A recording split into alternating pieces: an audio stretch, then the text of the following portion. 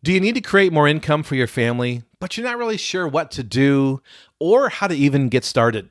Well, you're going to love today's show because in this episode, I'll be sharing 6 reasons why providing a service that solves a problem for someone else is one of the best and fastest ways to create income for your family. And I'll be sharing practical steps that you can take to get started today.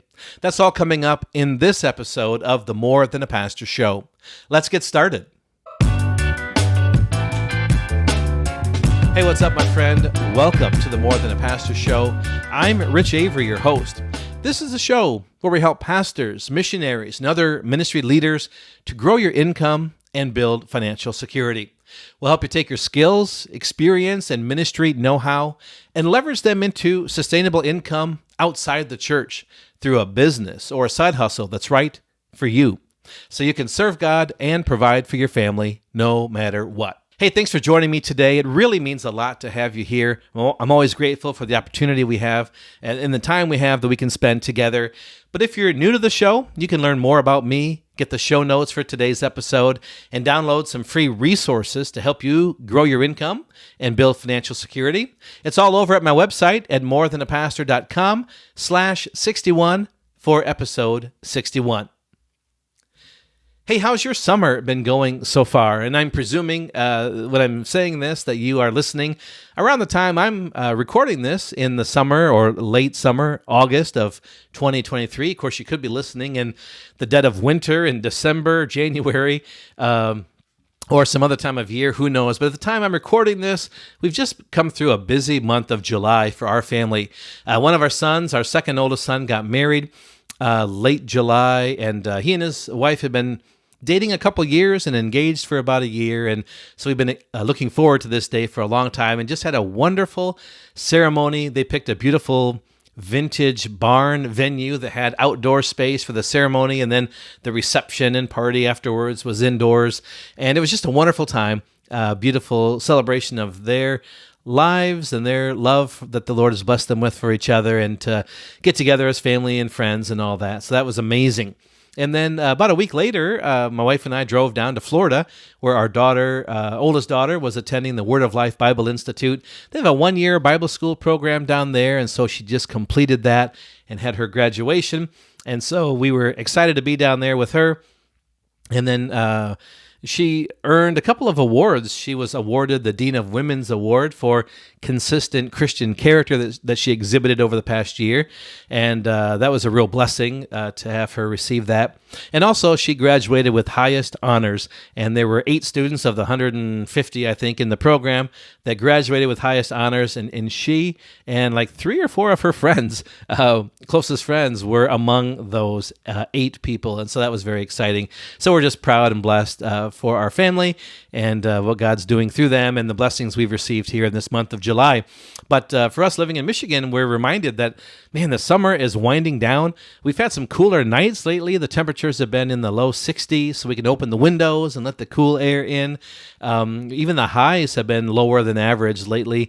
So we're starting to feel like fall is coming. We don't want to admit it, but that means winter is coming too. I definitely don't want to admit that. I got to find some reasons to head south for the winter as often as I can. But we want to enjoy as much of the summer as we can here in Michigan, and so we're excited for these days. So hope you are doing well and enjoying your summer or whatever season it is, where you are and when you're listening to this episode. I'm really glad, again, that you're here and that we can enjoy this time together. Well, I've got a question for you today. Have you been thinking about starting a business, but you're not really sure if being in business for yourself is right for you, or that you've got what it takes to do so? Well, if that's you, I want to give you a free copy of a guide I've put together. It's really like an assessment to help you figure out if starting a business is right for you. And I've aptly titled this, How to Know If Starting a Business is Right for You. And in it, I'll share 12 signs that you might be ready to start your own business. And I share the 3 most important things that every pastor needs to build and grow a profitable business. You can get your free copy today at morethanapastor.com/biz. That's morethanapastor.com/biz. Well, today I'm excited for this episode, and I'll be sharing 6 reasons why I think providing a service that solves a problem for other people is one of the best and fastest ways to make money. And I want to share some practical steps you can take to get started even today. This whole conversation came about because of an email I received from a pastor named Mike a few months ago, really. And I replied to him at the time, but I took some more time to think about it after I sent him my quick reply. But here's the question that he asked. He says, I'm in between churches right now, and the search for my next church is taking a lot longer than I had expected. So what's the best or quickest way for me to make money right now while I'm waiting? So first of all, Mike, thanks for taking the time to write and ask your question. And if you've got a question you want to ask me, something that's been on your mind, or question you want me to address sometime in a future episode, please send me an email at rich@morethanapastor.com. Well, all of us, like Mike, have been there at some point, haven't we? Needing to find a way to generate extra income. Maybe it's because we are like Mike, in between churches, and need to find some way to bridge the gap in the meantime. Or maybe we've had some unexpected bills, like the kids need braces or broke a leg or something, and now we've got bills to pay to the hospital, or we've got debt that's been piling up, or maybe student debt from many years ago. And so all of us have times when we need to generate extra income. Maybe it's on a short-term basis to help supplement our income, or maybe we need to create sustainable income that'll provide long-term sustenance for our family. Well, I think whatever position you're in, whether you need to generate cash quickly for a short-term need or long-term sustainable income, I think the best and the fastest way to generate money is to provide a service that solves a problem for someone else. So today I want to share 6 reasons why I think starting a problem-solving business is the way to go. And reason number 1 is there's already a built-in demand for the services. You know, people are willing to pay money to meet a need or solve a problem. Have you experienced that for yourself? You've got a mouse in the house. You're willing to pay money to get a mouse trap or to hire an exterminator to come and take care of that mouse for you. Or you've got a leak in your roof and you're willing to pay money to have someone come and solve that problem for you. When we have pain, when we have problems, we're willing to spend money to have someone come and solve those things for us. And so those are wonderful built-in opportunities for you and I as we're looking to find ways to generate income. We can provide a service that solves a problem for someone else, and we can tap into the existing demand that's already there, because if one person has this problem, there are probably dozens or hundreds of other people in your community or your region who have that same problem, who would benefit from the services you could provide to help them. And if you can offer a service to provide a solution that solves a problem for someone, you're tapping into the existing demand, and that can lead to a steady stream of customers. As the story goes out, as you ask for referrals, other people will be interested in signing up for your service because they want you to come and solve that problem for them as well. So whether you're involved in like web design or tutoring or home organization or some kind of specialized consulting, whatever kind of services you could provide, understanding what people require and delivering a solution that customers want and would respond to quickly, I think is a great way to go. And that's why there are apps like Uber and DoorDash and Shipt and Poplin. And we'll talk about those apps and why those are good ones to tap into later on in this episode. So reason number 1 is there's a demand for the services. And reason number 2 is quick turnaround. You know, for some businesses, you've got to take months or years to develop a product or to build a business from scratch. It can take a lot of money and time and resources. And so we're talking like 6 months or a year. Like in our state, they want to build one of those EV, electric vehicle battery power plants, or a factory that generates that manufactures these batteries. Well, it's going to take them years to build that facility, to outfit it with all the equipment that's needed, to hire all the people. That's not a quick turnaround. But providing a service for someone, like painting, like teaching a lesson, like doing something for someone, that's quick turnaround. You can do that today. You can find the need today and do it today or do it tomorrow. Quick turnaround is what we are talking about. That's one of the best and fastest ways to generate income. Okay, reason number 3 is low startup costs. Many service-based businesses are relatively free to start or very low cost compared to other ventures that require physical products or infrastructure. So depending on the services that you offer, you may just need minimal supplies. Maybe it's just your computer and your phone and maybe some software. I mean, that's all I have for my More Than a Pastor business with my consulting. I've got my computer, my phone, microphone, some lights, some basic things, but basically it's me providing services, writing, speaking, talking to people, doing coaching, consulting with people over the phone or Zoom or in person. It doesn't require a lot of startup costs or capital to get going. And that's why a service-based business is one of the best and fastest ways to generate income. Okay, reason number 4 is that it utilizes your existing skills and expertise.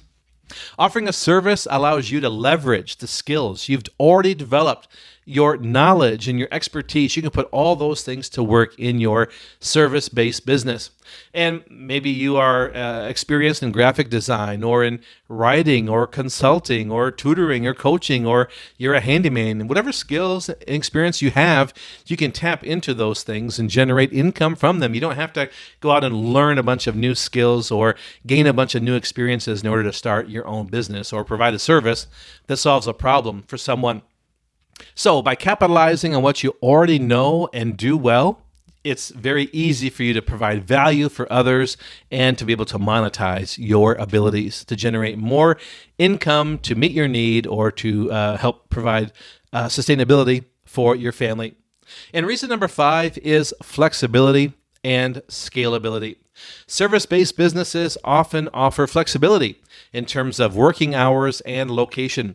I mean, you can set your own hours for when you want to work and provide these services and help people. You can decide whether that's something you can do from home or you have to do on their location or wherever it might be. You can decide to work on a full-time or part-time basis, and you have the option to work remotely or to do things that fit around your schedule. And as you find success and are able to expand, you can scale it by just hiring more people to do what you've been doing, and then you can focus on the most important tasks that you need to do to help build and grow the business.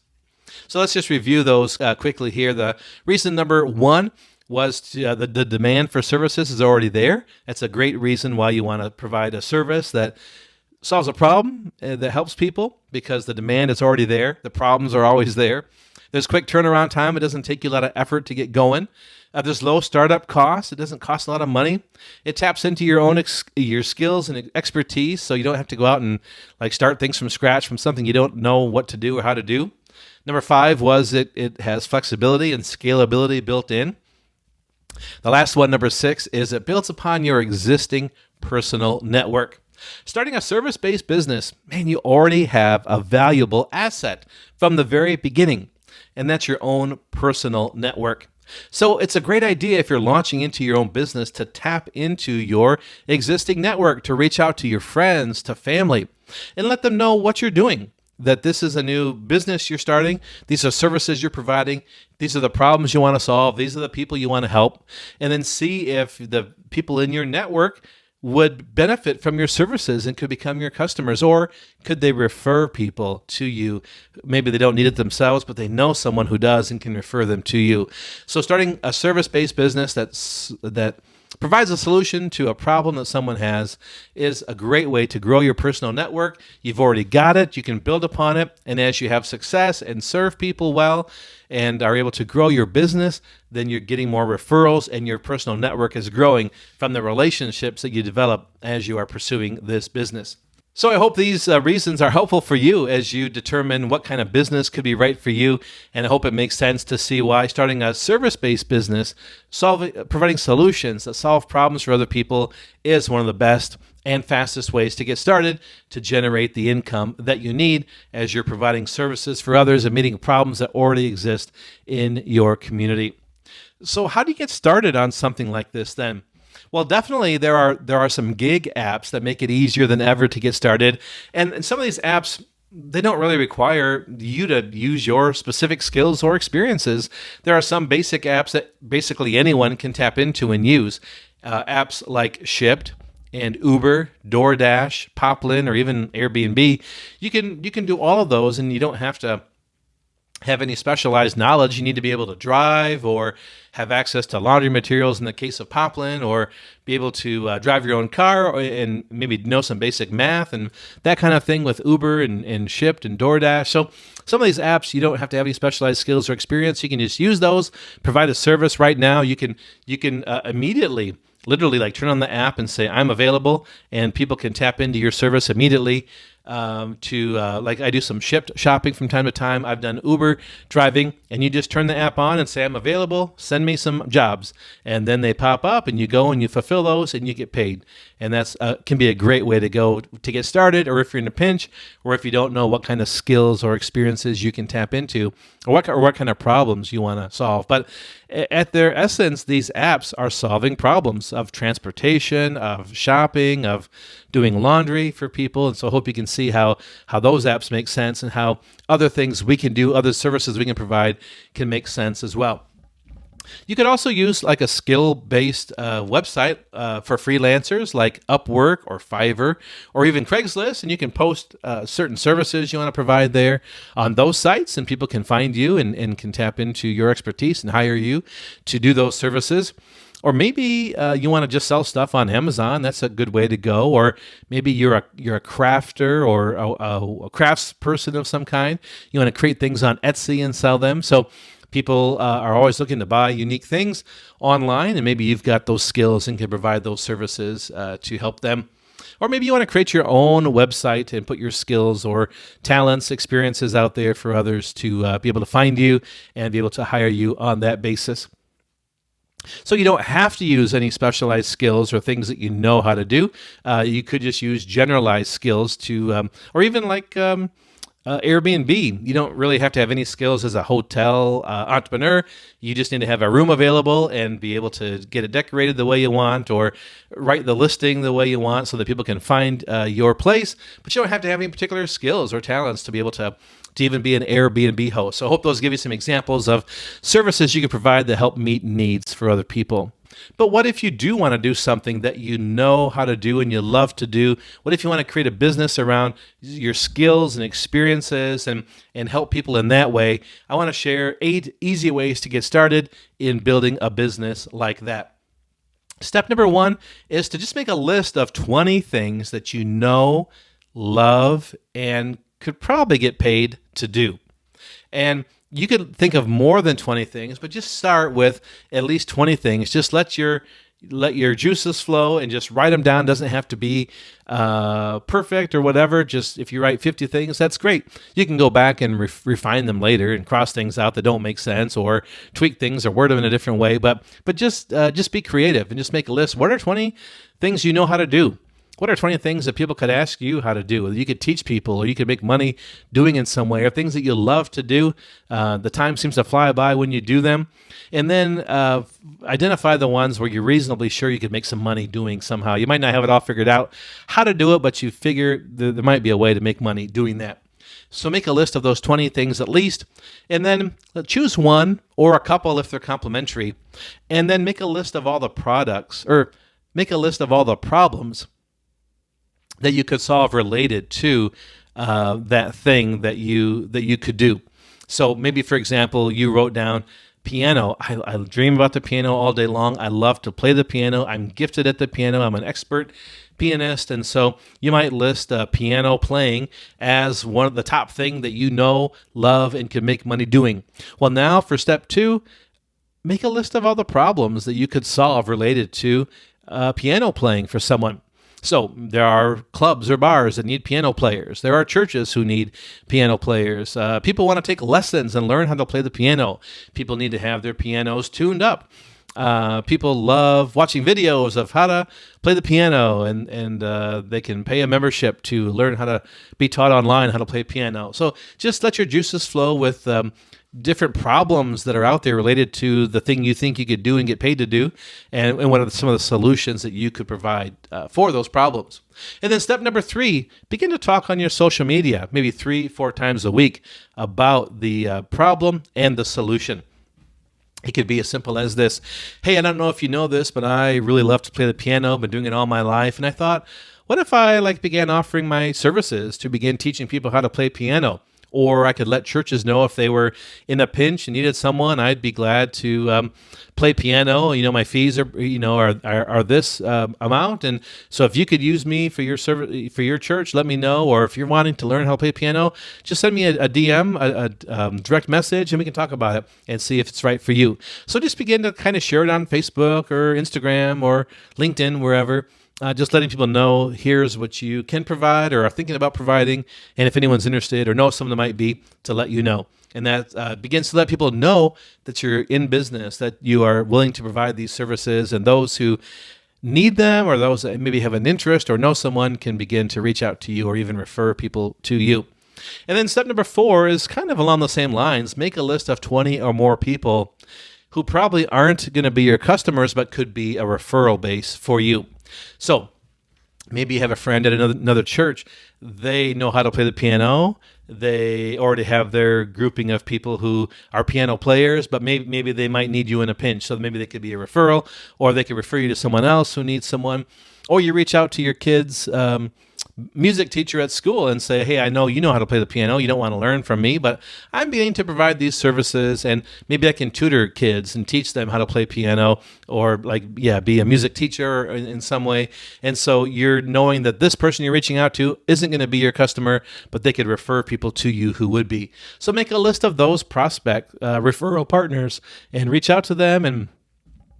And for each of these, just reach out. Could I have a 15-minute Zoom meeting with you, tell you what I'm doing, see if this is of interest to you, or if you know someone who would be interested in my services. And it's really as simple as that. And often people are glad to catch up. They'd love to learn what you're doing and how they could support and encourage you. And maybe there's some way you can support and encourage them as well. Step number 6 is to begin to offer your services for a few people for free. At this stage of your business, you really want to get some testimonials. You really want to help people find some success. And so if people aren't willing to pay full price, or they don't know if they can take a chance on you or whatever, maybe you're just putting it out there to say, hey, I'm looking for 3 to 5 people who I can help for free. And I'm willing to do this because I want your honest feedback, and I want your testimonials. I want you to record a video or write out a testimonial for me. And so that's a great way to help you to build your business, because referrals and testimonials are what other people look to if they don't know you. And that helps validate your services, validate your ability to solve their problem by the service you want to provide. And then step number 7 is to be sure to track the progress of the people that you've helped, and again, get their testimonials and their referrals. That's so important. And then step number 8 is to share those success stories on your social media.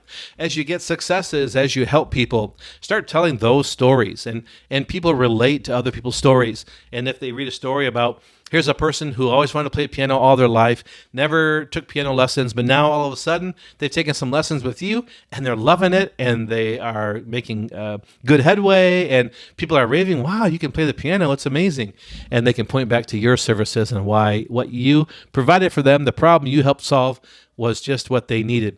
And so that's really a key to building a business, is to get success stories and be able to share them on social media or on your website so that other people can see who you are and how you help people. And that helps to validate what you do and why others should hire you and reach out to you to do those services as well. So I hope those are helpful for you. And then after that, you just kind of rinse and repeat. Now you're not continuing to offer your services for free, but you're continuing to reach out to potential customers, continuing to reach out to prospective referral partners who could send people your way, and you're beginning to charge for your services and continuing to get referrals and testimonials that you can use to help grow your base for your business and to grow your income as well. Well, in the next episode, I want to share how I am following these steps with a new group or slate of services that I'm providing. Over the last month or so, I've really realized that there are other services I can provide to help pastors and churches that are struggling financially. Maybe they're struggling to survive on their traditional model of tithes and offerings. Maybe they need to begin to look at alternative revenue streams, things like that. And so I think there are some unique ways, based on my skills and experiences in the past, where I can come alongside and help churches with that. So I'm going to be telling you more about that next week in the next episode, and how I'm following these steps I've laid out to be able to do that. So hope you'll join me for that. And I hope that if this has been helpful for you, that you would let me know. Maybe this has given you some ideas of services you can provide to help other people and generate income for yourself. Maybe this will be helpful for another pastor or person that you know. So could you do me a favor and share a review if you haven't done so before on Amazon or on Apple Podcasts or on YouTube, or wherever it is that you're watching or listening to this. If you know someone that could benefit from this, why don't you send it to them? Let them know you were thinking of them and that you love this episode or this podcast, and let them know so they can join in and become a listener and subscriber as well. And I would just love to get your feedback on those things. Or you can email me at rich@morethanapastor.com if you have any questions or ideas that this has spurred on. I'd love to get that feedback and hear from you and be able to interact with you in that way.